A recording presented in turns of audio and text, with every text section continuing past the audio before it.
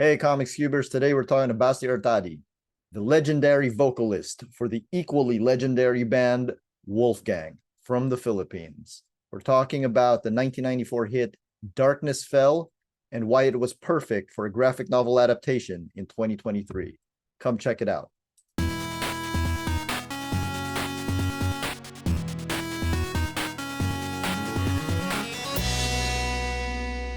Welcome to the Comics Cube, everyone. I am with Basti Artadi, lead vocalist of Wolfgang. How are you? Hello, everybody. I'm good, man. I'm good, Duy. Musta? I'm good.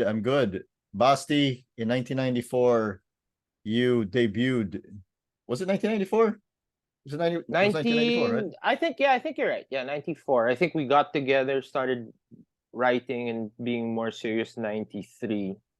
Maybe got together around 92, got serious 93, and dropped an album 94. That would be the first one, yeah. You dropped an album and you started giving out your demo tapes in 1994. Yes, that's when yes, 94. And included in that original demo tape is a song called Darkness Fell. That is correct. That was the first or second song we recorded. So we went into the studio and we recorded two songs. One was Left Alone and one was Darkness Fell. And we had a plan because we were like, okay, there were two stations that we wanted to hit simultaneously, you know. One was 105, and they were like a more rock oriented thing, and then there was 99.5 RT, which was a more pop oriented. So that's why we recorded those two songs and we gave one to each station. Was NU 107.5 not on the plan? NU 107 wasn't yet the NU that it became, you know. Right. I think it was still kind of happening, or it was still I'm not sure why they weren't like one of the first, you know. I think because 105 was pretty big in the Pinoy, you know, the Pinoy scene. 99 RT naman, we had a connection. It was a friend of Manuel, and Tirso was with the station. Yeah, you know, he had the, what do you call it? He had the Electric Circus show on there. So there, maybe it was just we didn't have a way to get it to 107.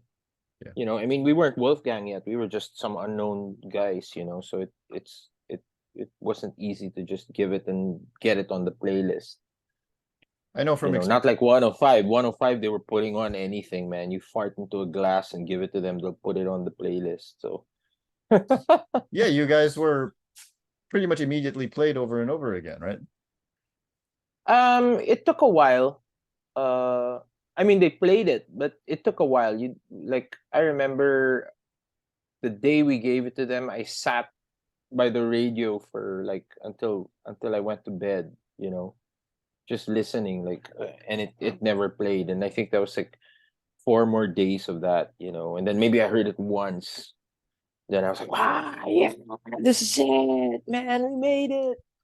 And then I didn't hear it for like another 2 weeks or something. And then you know, and then I was like, okay, I'm not gonna wait anymore. Bahala na. If it comes on, it comes on. Yeah. But then it started getting traction first. Darkness Fell started getting traction first on RT. And that started getting regular airplay. I love Darkness Fell, the song. I've loved it for a very long time. It's been a constant on my playlists. Thank you. And I could describe it to our listeners and to our viewers, but I think they'd be more interested in hearing you describe what Darkness Fell is about. Oh, well, Darkness Fell is you know, it's like a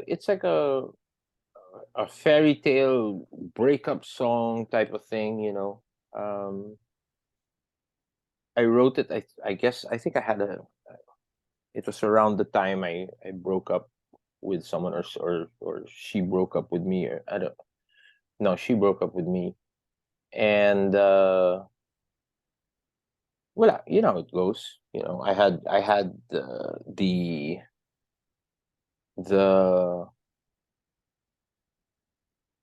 the ability to express myself through song, you know, so that's what I did. That's how I put out my sadness, by writing that down. And you know, the thing is, I wrote it, and it's funny because, you know, whenever you think of a ballad, right, in the rock, in the sense of a rock band, you think of a ballad, and it's usually geared toward the girls, and it's usually the song that attracts the girls, right? So like if you have Poison, or some you know, some glam band or something, whenever they play the ballads, it's always the girls that come up, and they're always like, yeah, you know. So you would think that Darkness Fell, being a ballad, would do that, but no, man, it's the guys. It's like the guys that are like, yeah, man, fuck, I love that song, you know, or they're like the first ones. They're the first ones to scream and everything. Why do you think that So that's is? pretty cool. I guess they got busted too at some point in their lives, and they know how, you know, they know what it feels like. Hey, here's the thing, though. Here's the thing, you're the first one to that I'm gonna tell this to, because nobody, um, I've never said this, but Darkness Fell. So it's like a song about, if you take it literally, it's a girl that wants to, that finally finds everything, and all the happiness, and you know, the magic of being in a relationship, and everything is perfect, and then all of a sudden, at the end of it all, she wakes up, and it's just a dream, and there's nothing, you know. She's alone in a dark room, and everything that was beautiful and happy that she had just experienced, or thought she was experiencing, was not it. It was gone, just like that. It's all disappeared.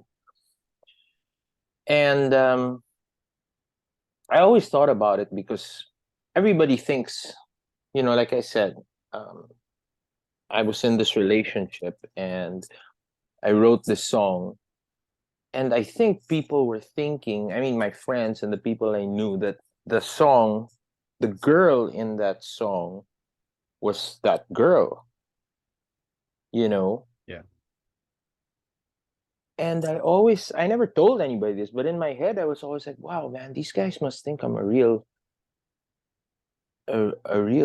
shithead, man. Because, you know, I'm like saying, oh, it's like I'm saying, you let me go, so now you have nothing. You know what I'm saying? Yeah, I was gonna ask you that. Um, but no, man, I'm the girl. That's my next question. I was gonna ask, are you the girl or are you the prince? Yeah, no, I'm the girl. When I wrote that, I was the girl, you know. I just didn't want to make it so obvious, but I wrote that as whatever I was feeling, it was the girl, What prompted you that this know. creative decision to swap the gender in that I, song? I've always done that. It's like, if I have a choice between uh you taking it, the information I'm giving you firsthand, or if I have a way for you to have to think about something, or to make it more interesting for you, or, you know, something like that, I would go that direction, you know. Mhm. Well, it's just always been the way that I've worked, you know, that I'd rather go that, I'd rather make things harder than make things easier. I guess I just like it when people think, you know. And I also like the reveal when they finally get it. Unfortunately, a lot of the times people don't get it, and it just stays hidden, and I would get frustrated. I'm like, "Tangina, these people, they don't get it." But fuck it, that's just part of the game, you know. So It's true though, because if you were the prince in the song, that make it's kind of dick. yeah, I know exactly. It's Yeah. like, this guy really thinks he's something fucking special, you know. Oh, you're a prince. Ooh, look at, you know. Yeah, no. The king pala. I'm sorry. I don't know. Mm, It is a king. there was this. Yeah, you're right. King. No That's right. castle or throne. So you know. yeah, the thing that strikes me really about Darkness Fell, as with a lot of your songs, actually. I mean, I have to say, quick digression. I was really I was really annoyed at a younger person from work about a year ago, and Mm. I was this close to pulling out. And, I held myself back because professional. But I really wanted to say the words "stupid, ignorant little child." It just was begging to come out. Where'd you get that from? Wait, we should make that a bumper sticker. Like in a stupid ignorant little child. What happened? What did the stupid ignorant little child It do? was just really frustrating, and I was like, but of course, every time I say it out loud in my head, I just end up singing the rest of Singing Atomica it. in my head. Yeah. But That's right. Darkness Fell, like I think the thing that strikes me about it, aside from the fact that it's a ballad, which is different from the rest of your songs. I mean, you always, Uh-huh. I guess the ballads always stick out, no, when you're talking about rock bands.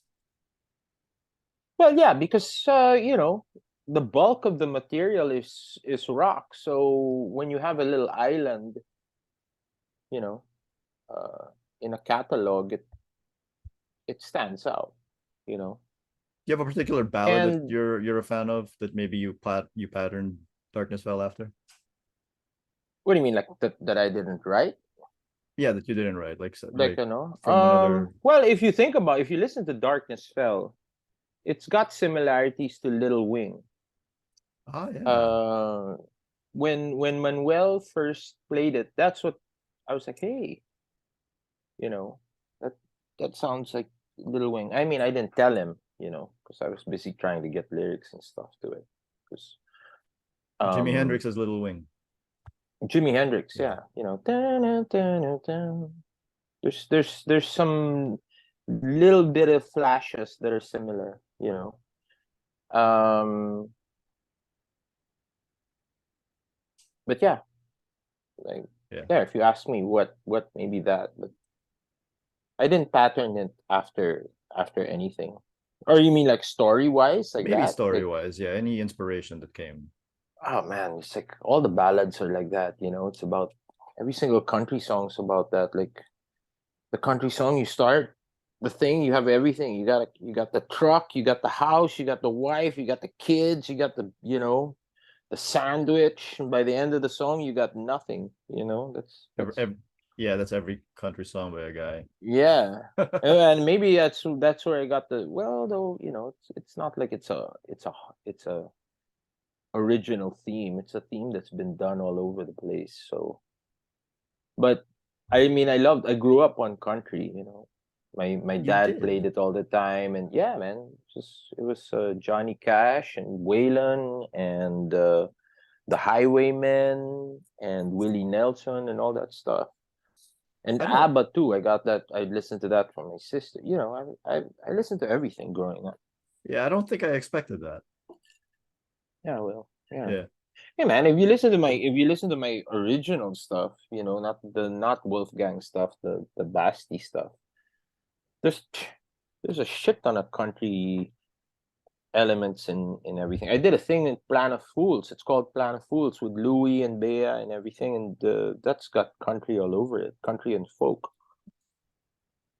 I think one of So the things that Darkness Fell has in common with Little Wing is like just the sheer imagery of it. It's just really easy to imagine in your mind's eye.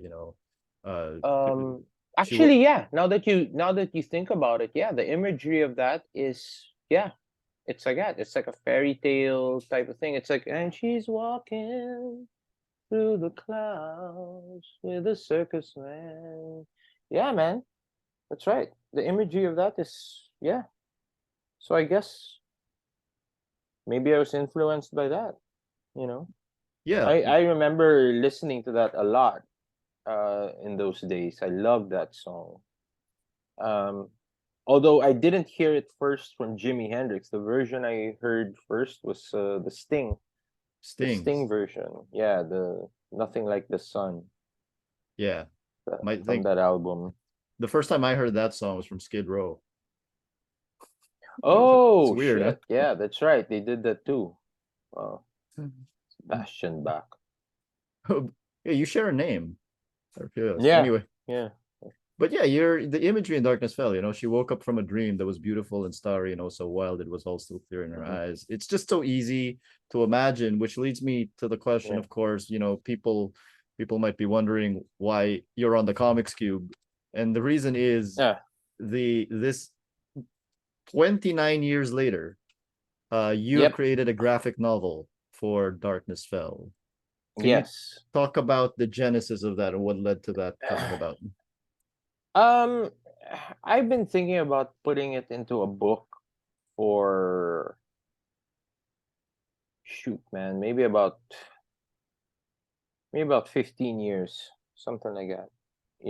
Because yeah, I could imagine the imagery and everything, and I thought, man, this would really translate well to pictures.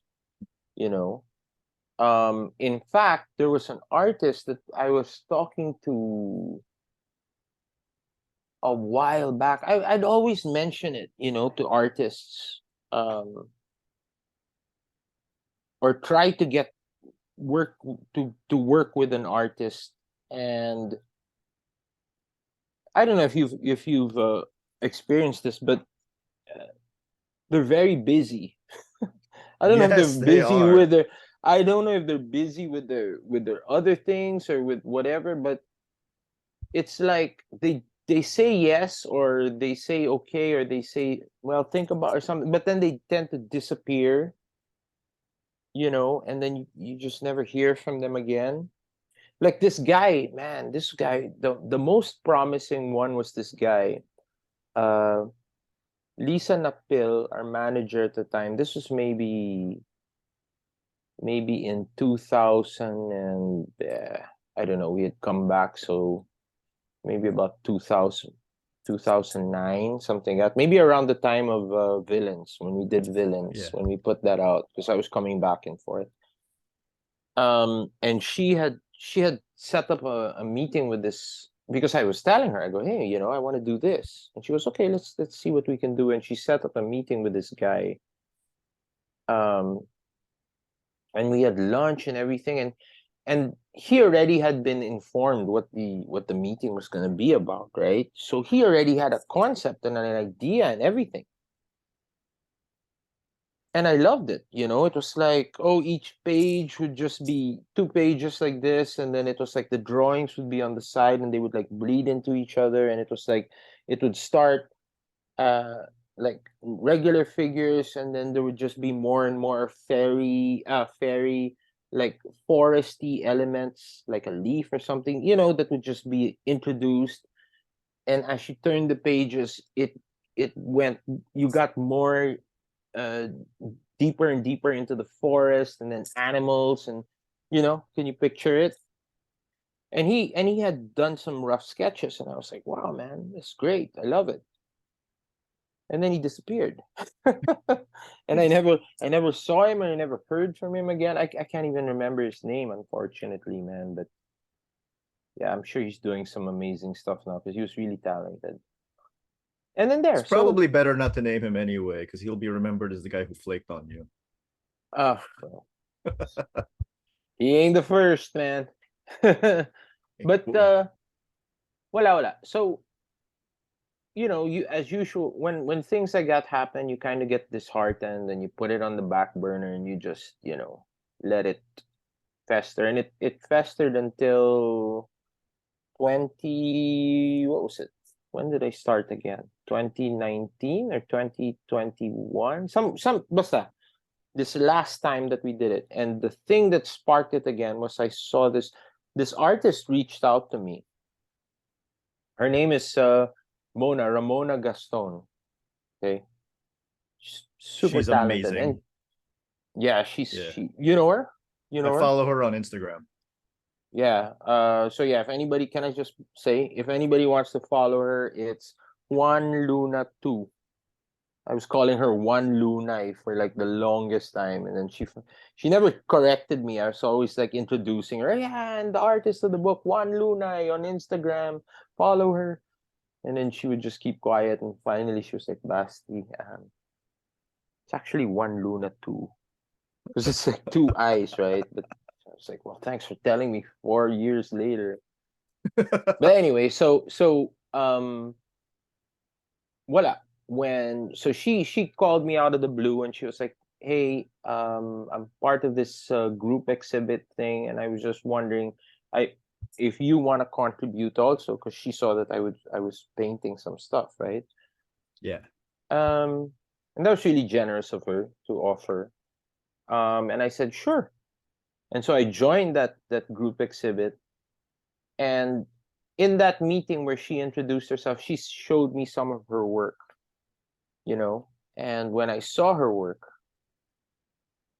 man, boom, I was like, wow, that's it, you know. It just clicked. I didn't even, it's like whatever cupboard in my head I stashed this idea of doing the Darkness Fell book, that just came out automatic, you know. And as soon as I did the show and all of that, and we would be talking back and forth, and then as soon as I mustered up the courage, I just dropped it on her and I said, "Hey, you know, I've had this idea for a long time, and would you be game, you know, to do the artwork?" And yeah, man, without batting an eye, she said, "Yeah, she'd love to do it, you know." So that was great. And I told her, I go, "Look, I'm not gonna," because at first she was like, "Okay, so what do you want me to draw?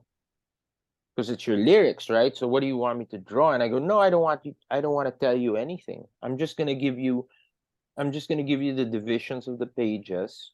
So in other words, the way the song, I just divided the song, Yeah. and then I gave her those divisions, and then she just went to town, you know. And shit, it just blew me away, page after page. I was like, wow, you know.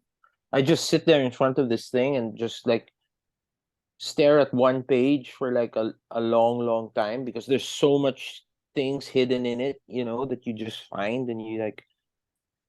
So that was just um voila. Well, it was like a you know, God said, "Oh, here, you've been waiting so long." You know, it really pays to work, man, to wait, Yeah. and until you actually find the right person or the right anything. I mean, this whole project was one long fucking slog, but when everything came together, it was perfect. I couldn't have asked for a better, you know, resolution to everything. What do you think about So it is about Mona's artwork that makes her so perfect for the project for the song? uh, just her style. It's not serious, but it's serious. You know, it's light but dark. It's just all these elements that are, you know, exact opposites, but they exist together on the page, you know. I love also that she doesn't color it, that she just stains it, that it's pencil and she just stains it with a varnish, a dark Yeah. varnish, like a yellow tint, you know. I like that aspect too, Really gives a because it dreamlike looks quality. yeah, well, it looks, it's new, but it also looks old, you know. Um and there's just so much happening on the page. So, because my idea, well, not my idea, but when I saw her art, it struck me that this book didn't have to be uh what's the word I'm looking for? It didn't have to be so spoon fed. You know, what you see is what you Uh, get. It's like a apple, you know, like children's book, because that's what I wanted to do originally. I was like, I want to do a children's book for teenagers, hmm. and it's just Darkness Fell, you know. Um, so yeah, when I saw her work, I said, "Shit, this is it," because it can be anything. As in, the reader can make anything out of the images. You know what I'm saying? Yeah. It's not like, oh, here's a king and here's a queen, and they're just happy on a horse and they're kissing and whatever, or riding, or you know, all the other things that are happening around can be your own story as you interpret it off the page, You know what I'm saying? I see. Of course, there's a general outline, which is the song, but I'm just saying you can take whatever elements from the page and make it your own, which is what I always wanted from Wolfgang songs. You know, that's why they were never straight up. You know, there's a guy and he's walking here and he doesn't like this. There was always elements of, oh, I interpret it this way, and then the guy listening to it on the other side interprets it another way, and then the other guy there interprets it another way. You know, I always like that, and I saw that in her art, that the song, that it could be a vessel for that experience for the reader.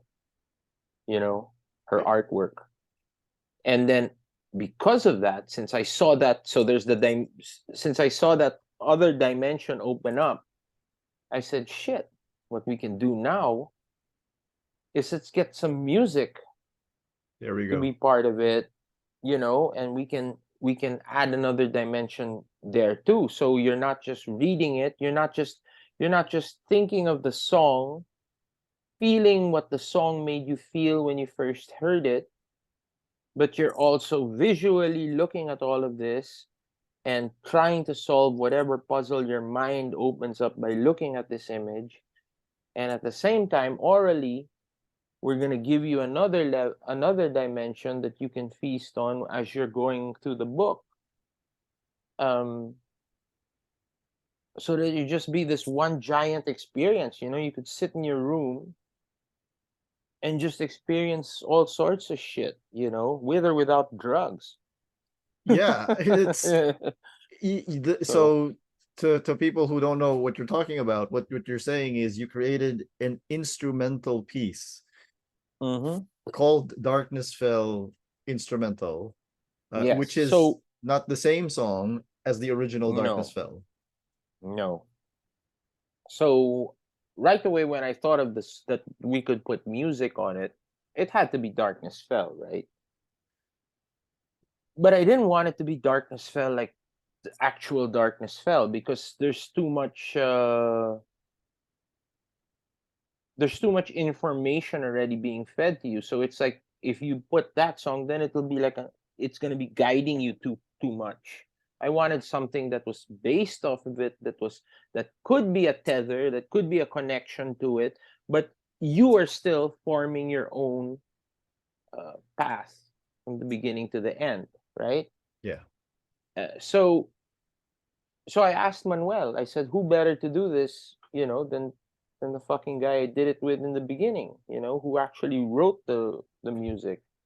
So I called him up and wait, this is not a wholesome thing, right? You can curse, drop F-bombs. Okay, Go ahead. okay. So so I called him and I said, "Hey man, I'm doing this. I got an artist. She's gonna do the thing, and this is the idea I have. You want to be part of it?" And yeah, he didn't even bat an eye. He said, "Yeah, let's do it." You know, and then I don't know if he said, but I know Mona was like, "Yeah, you know, you have to sing. You have to sing." And I was like, "No, I don't have to sing. We're just gonna make it instrumental and it'll be like that." And I don't know if Manuel wanted me or no, Manuel usually won't tell me to do something. He'll probably just ask, like, "So are you gonna sing?" And I said, "No, just do your thing. Do whatever you want, just as long as it's loosely based, you know." And I just said my only thing to him was that if somebody wanted to sing the song, right? If they wanted to sing the song, then they could.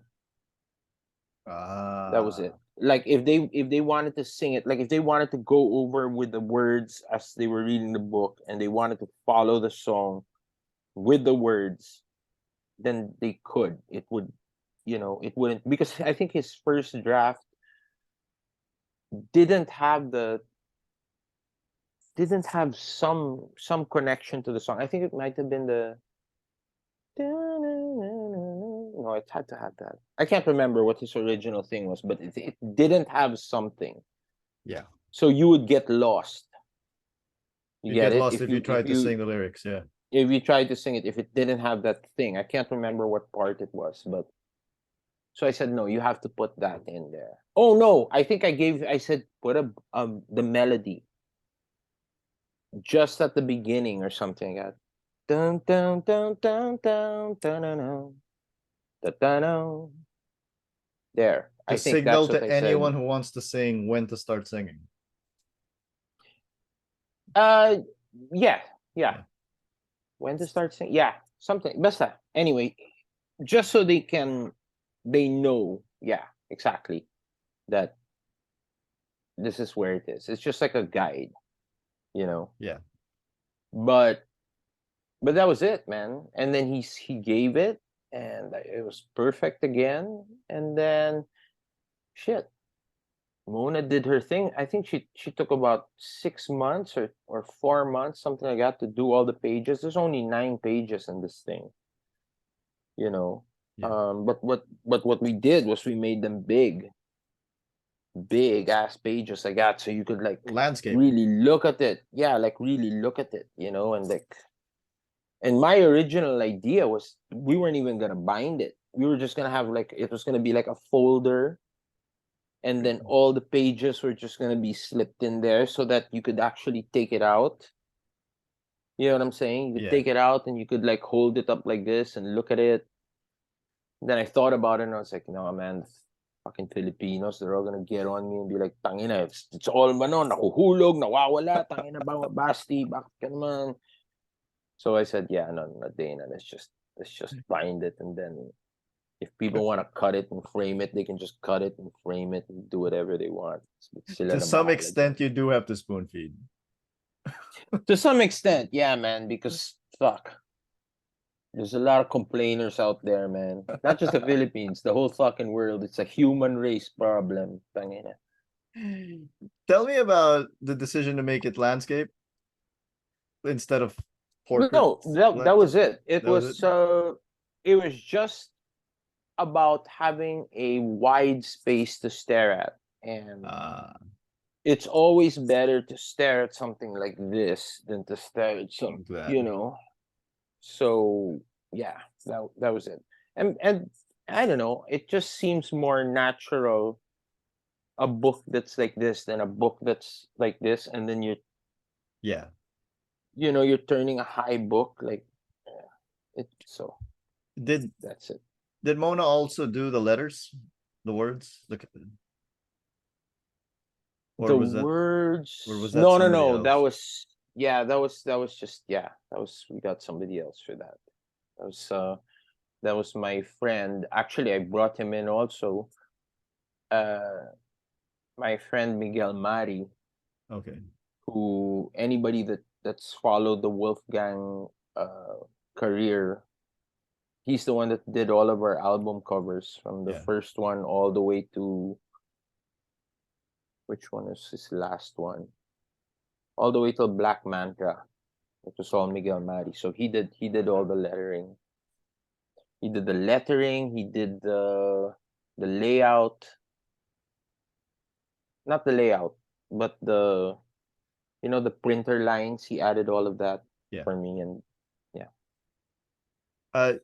so Basti, this book was for 9 pages, very limited print run, and it sold out immediately. Yeah, it sold out immediately. I was scared, man, because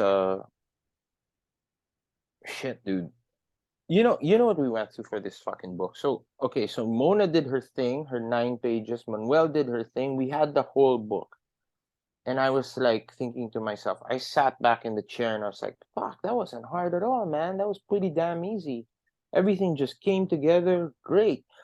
I wanted specific paper, right? Because I was imagining how this book would be, that it wouldn't just be paper, it would be thick paper with the texture, and then the lyrics would be on like a parchment paper that would be like smoky and see-throughy, so that when it laid down on the artwork, you could see it. Yeah. Right? Have you seen a sample of this thing, or no? Yeah, you haven't. I have seen it.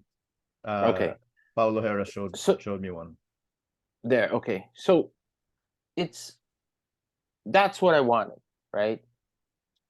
And fucking A, man. We couldn't find a printer for God bless. You don't even know what we went through. Well, what I went through, because I was the one looking for the damn printer. It was like I started out at Primex, and then the person who I was talking to was I guess I was talking at the wrong time. If you're gonna ever print anything, don't do it around December, or yeah, don't do it around December, because you're fucked. No one has time. No one in the printing business has time to talk to you about anything, because everybody's running around trying to get shit done. Because I think that's their Black Friday. That's their big, they're printing all these things. So the person I was dealing with would like answer me, or I would email a question, or what I wanted to do, and then nobody would answer for like the longest time, and then somebody would answer me, and I would reply to that, and then I wouldn't hear back for the longest time. And so that happened maybe 3 or 4 times of the exchange I got, and I just said, you know what, fuck this. Lovely. And I went. I mean, it's not their fault though. Yeah. They were busy. Although it would have been nice to get a, we're really busy now. Yeah. Message us. No, they would email back, but it just took so long. It would have been better if it was like we're really busy now.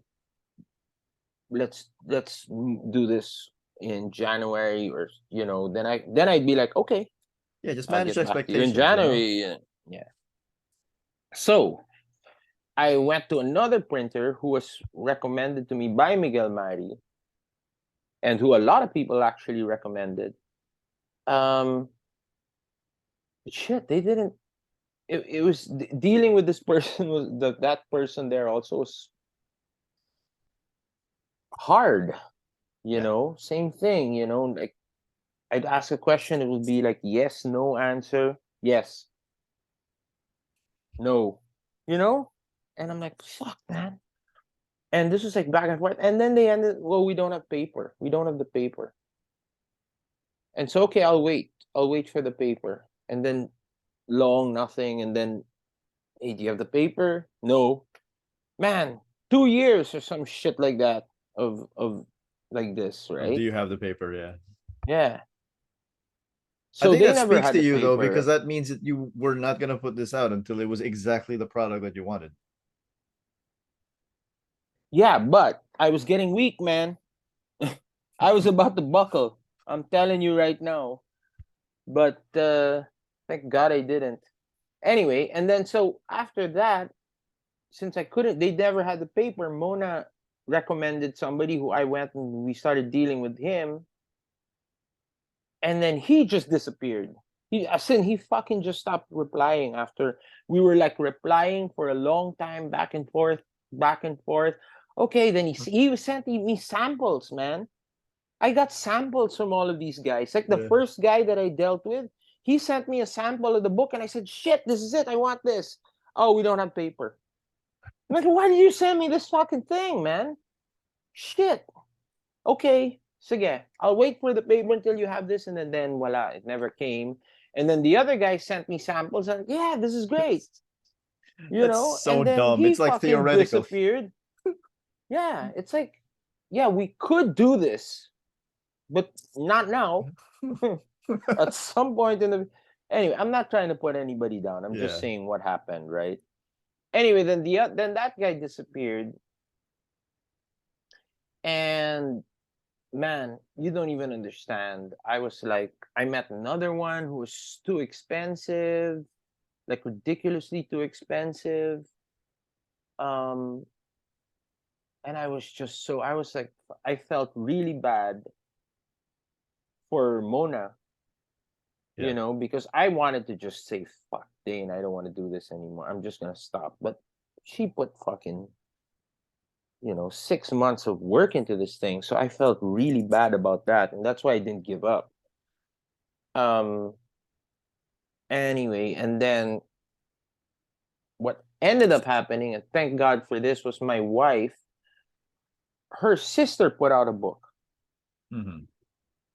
She put out a book and she said she had a great experience and it was awesome and everything. And, you should just use my contact. She's awesome. She's great. And I said, okay, where did you go? Oh, I had it done in Primex. And I was like, fuck, I went there. That was my first one. Oh, really? Well, never mind. Here, this girl, call her. And so I said, you know what? Fuck it. I did. Because I'm telling you right now, I was about to have it printed on regular paper. Wouldn't have been the As in, same. I was just gonna, no, it wouldn't. It looked like shit. I was gonna just, fuck it. Let's just get it out and that'll be it. Fine. At least I said, I did it. Even if it's not what I want. But Miguel Mari was the one who told me, he goes, Bast, just wait. What the hell? Don't put it out. That looks like a brochure.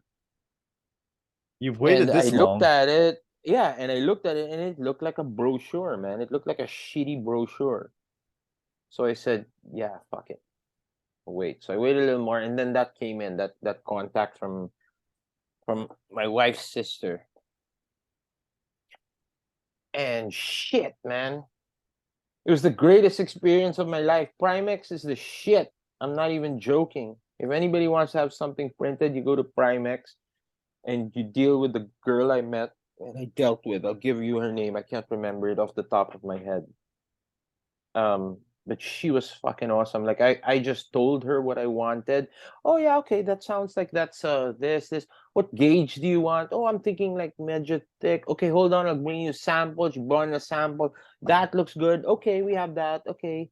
2 days I had a quote. And then I think in 4 days, no, I think she said, oh, we're busy right now. Give us a little bit and then we'll do it then. So, okay. That's Yeah, how you sure. manage business. That's right. And I said, okay, that sounds good. And sure enough, that when she said it was okay, I reached out at that time and she said, yeah, let's go. And the good thing was that gave me time to pre-sell because I was worried about that because I didn't have the cash for, to pay the thing. I think it was like, I mean, by printing standards, it wasn't a lot, but fuck, I didn't have the money. It's a high production book. Yeah, it was like 100 and almost 200, I think, 170 or something for 150 copies. Yeah. So I was like, fuck, man. So we pre-sold it, and then by the time that came, we already had half, which is all you need to start printing, right? You just need the half because you pay half down and then half when you pick it up.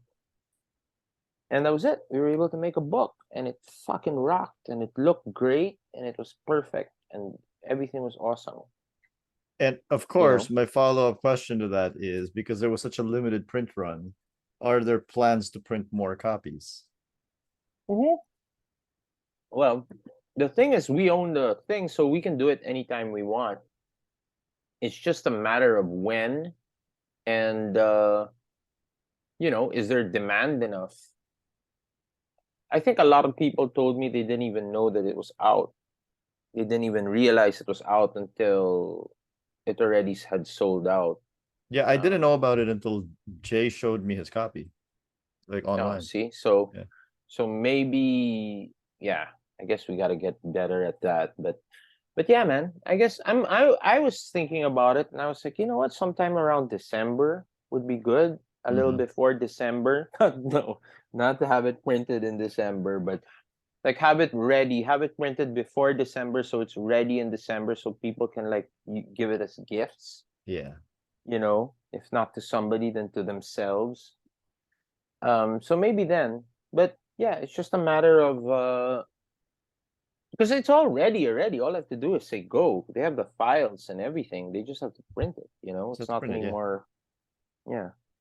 So yeah, it'll happen again for sure. It's just when. And so that's great. I hope we get to that sooner rather than later. It would be really awesome to have. Let's close this out with one real last question, which is what's next for Basti Artadi? What's next from? Well, I just look, see, I have it here.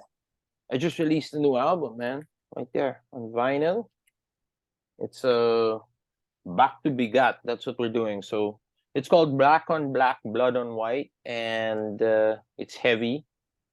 And then I am currently touring and playing all over music again, the new stuff as well as the old stuff. I'm working on a board game. Really? Yeah, with my friend Henry. It's called Bandland. And then what else? I have a musical in the works, but that's on the back burner. So we'll see when that happens. We just don't have the money, but we already have a couple of ideas story wise. For here? One I think is for here, yeah. For here, but there's no producer. We had a producer before, but the pandemic happened and then they ended up disappearing. So Wait, you were gonna tell us the idea before I Which idea? interrupted. You said you were gonna tell us an idea, and then I said for here. The idea for the musical. Oh no. I No, wasn't okay. gonna say what it was. I said we have a couple of Okay. ideas. One is we're gonna do it around an already existing storyline. That's a popular play, and then one is something that I just came up with based on our history, the Philippines. But I don't know. We don't know yet, so we'll see. Well, I would look forward to seeing that. I'm a huge fan of your music, and I'm also a fan of theater. Hey, So that would be cool. great. Thank you so much, Basti. This was great. Hey, Duy, thank you so much, man. Thanks for having me. To everybody out there, thanks. Thank you.